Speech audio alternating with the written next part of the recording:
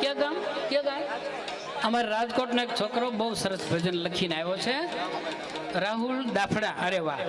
અને મને લખીને દીધું છે, તો મારે એનો બે વાણી ગાવી. એના પપ્પાએ એક લખ્યું છે, તો થોડુંક સાંભળજો.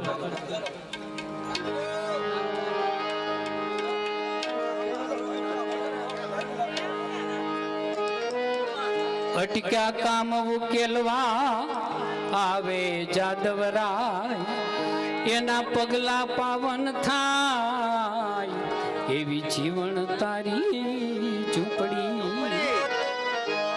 નાત જાતને નેવે મૂકી થાતું ઓઢારે વરણુએ, ઓલા માનવી આવે અને આ તો